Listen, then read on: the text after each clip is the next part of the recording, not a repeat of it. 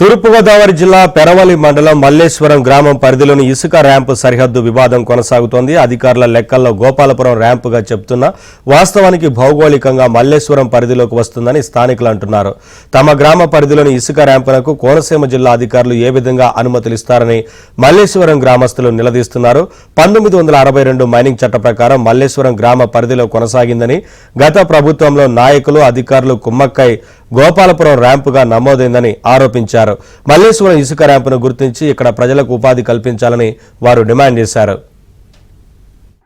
Amalapuram mining district mining officer దగ్గరికి మేము వెళ్ళి కలవగా ఒక ఆర్టీఏ అందజేయగా 30 డేస్ బ్యాక్ మొన్న మాకు ఒక నివేదిక ఇవ్వడం జరిగిందండి.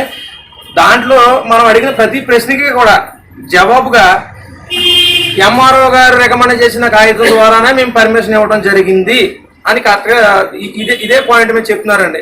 ఒక ర్యాంపుకి సెనెట్ పాయింట్ అని ఒక పాయింట్ ఉంటుంది. ఆ పాయింట్ మల్లేశ్వరంలోనే ఉంది, మల్లేశ్వరం రీచ్లోనే ఉంది. ఇంకోటి ఇప్పుడు పర్మిషన్ పొల్యూషన్ బోర్డు దగ్గర మైనింగ్ తూర్పుగోదావరి జిల్లా వారు అప్లై చేసుకున్నప్పుడు కోనసీమ జిల్లా అధికారులు ఇసుక ర్యాంప్కి ఎలా పర్మిషన్ ఇస్తారండి? ఇక్కడ క్లియర్గా మల్లేశ్వరం ర్యాంప్ అని క్లియర్గా ఉంది. ఇదన్నీ ఈ డాక్యుమెంట్స్ అన్నీ కూడా మన హైకోర్టుకి ఇప్పటికే అందజేయడం జరిగింది.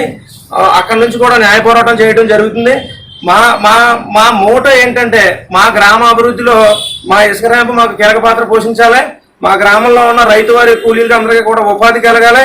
మా గ్రామం బాగా అభివృద్ధి చెందాలనే విషయాన్ని నేను ఈ మీడియా ముఖం ద్వారా నేను తెలియజేస్తున్నాను.